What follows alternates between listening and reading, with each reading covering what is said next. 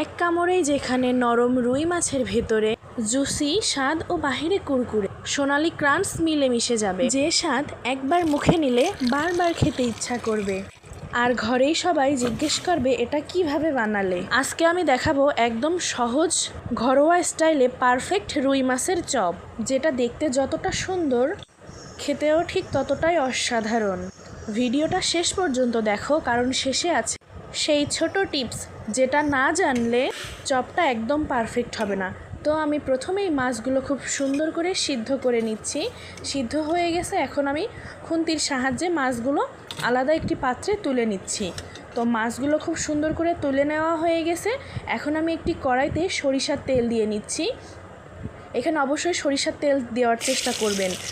রসুন কুচি দিয়ে দিচ্ছি এবং কাঁচা মরিচ কুচি দিয়ে দিচ্ছি, দিয়ে ভালোভাবে এখানে নেড়ে চেড়ে নিচ্ছি খুন্তির সাহায্যে এবং লাল লাল করে বাদামি কালার পর্যন্ত আমি ভাজতে থাকবো খুবই আস্তে জালে। তারপরে দিয়ে দিচ্ছি পরিমাণ মতো পেঁয়াজ কুচি দিয়ে আবারও খুব সুন্দর করে নেড়ে নিচ্ছি।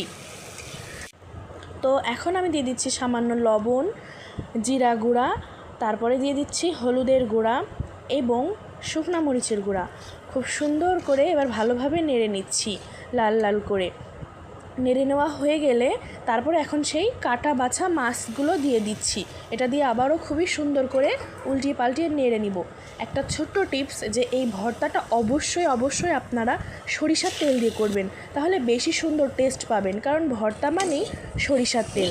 তো অবশ্যই ট্রাই করবেন সরিষার তেল দিয়ে করার, তাহলে বেশি টেস্ট পাবেন। এখন দিয়ে দিচ্ছি আমি জিরার গুঁড়া উপরে, এটা অনেক সুন্দর ঘ্রাণ আনে, আলাদা একটা স্বাদ আনে।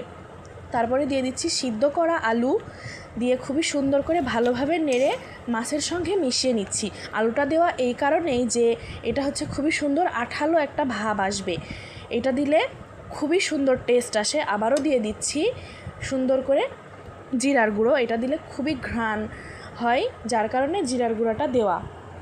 তো আলুটা দিলে চপের একটা শেপ দিতে খুবই সহজ হয়, এই জন্য দিয়ে নিচ্ছি। তো আমার হয়ে গেছে, এখন আমি কড়াই থেকে নামিয়ে নিয়েছি।